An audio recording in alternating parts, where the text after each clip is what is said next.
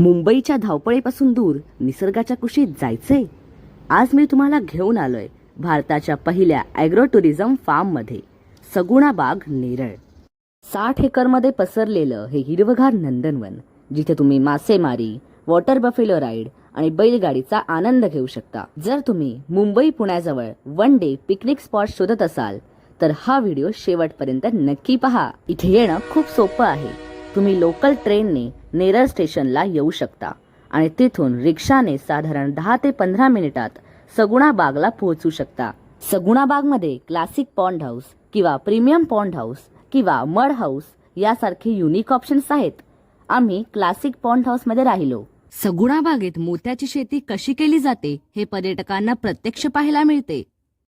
मित्रांनो, सगुणा बागच्या शांत तलावात तुम्ही पाहू शकता ही सुंदर कमळाची शेती. कमळ काकडी असते. काही लोक त्याच्यापासून भाजी पण बनवतात आणि लोणचं पण बनवतात. ते लोणचं आपल्या सगुणा बाग मध्ये आहे अवेलेबल.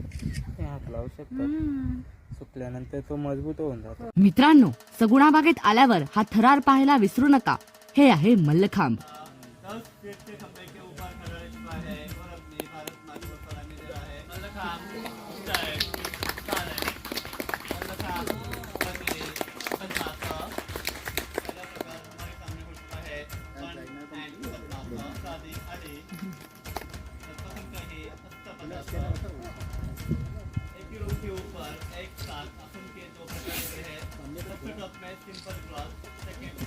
सगुणा बागेत पर्यटकांना माशांचे संगोपन कसे केले जाते याची रंजक माहिती मिळते. पानी में से सामने जो पहला फिश दिखा रहा है उसका नाम है पिराना फिश. पूरे वर्ल्ड में पिराने की 45 वैरायटीज है. इनमें से हमारे सामने जो पिराना है उसका नाम है इंडियन बाकू पिराना. वो फिश जो है ज्यादा अग्रेसिव नहीं है. इनके मुंह में उंगली चली जाएगी तभी वो बाइट कर सकता है. सामने जो फिश दिखा रहा है उसका नाम है कटला फिश. और ये कटला फिश स्वीट वाटर में कम से कम 15 kg तक बढ़ सकता है. इनमें से सामने जो छोटा फिश दिखा रहा है उसका नाम है तिलापिया. और नाइल रिवर का फिश है, इसलिए उसको तिलापिया नाइलोटिकस कहते हैं. ही आहे उल्हास नदी, ज्यात आम्ही डुंबलो आणि या नदीच्या थंड पाण्याचा आनंद घेतला आणि त्यानंतर आम्ही वॉटर बफेलो राईड देखील घेतली. हे सगुणा बागचे सर्वात मोठे आकर्षण आहे.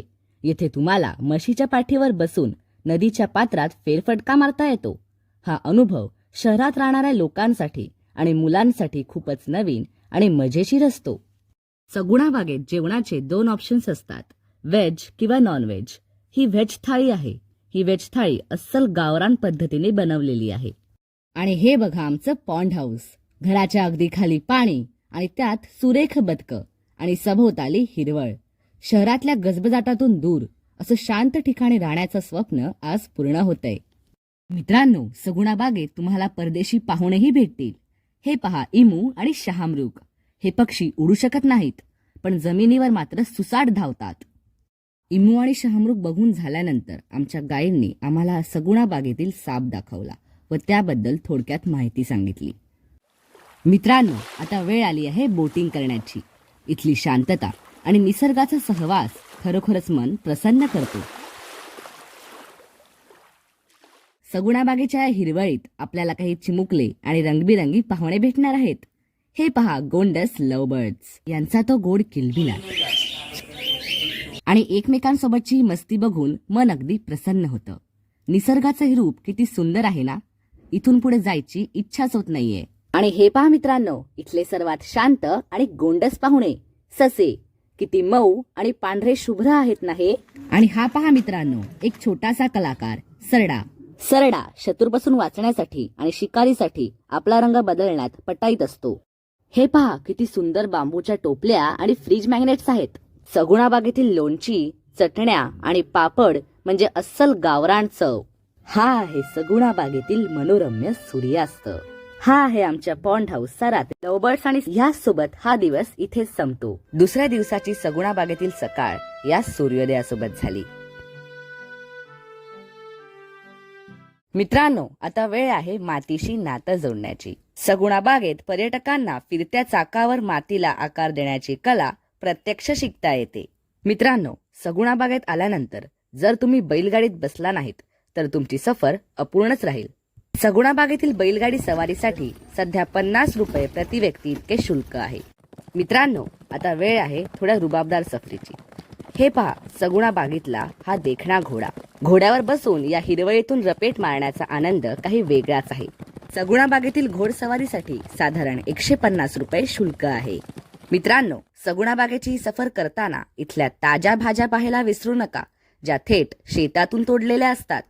तुम्ही सगुणा बागेतील स्थानिक कारागिरांकडून बांबूची टोपली विणायला शिकू शकता. 2 प्रौढ अधिक 1 लहान मुलासाठी क्लासिक पॉन्ड हाऊसचा दर एका रात्रीसाठी 12,000 रुपये आहे. हुशार कोण? एप्रिल नंतर महिना कुठला आहे? आपल्यापैकी बकरी कोण आहे?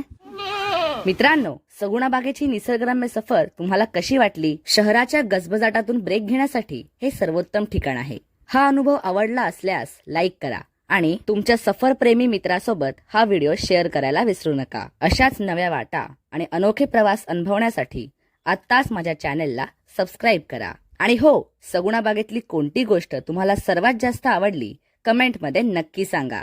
आजचा व्लॉग इथेच संपतो. धन्यवाद.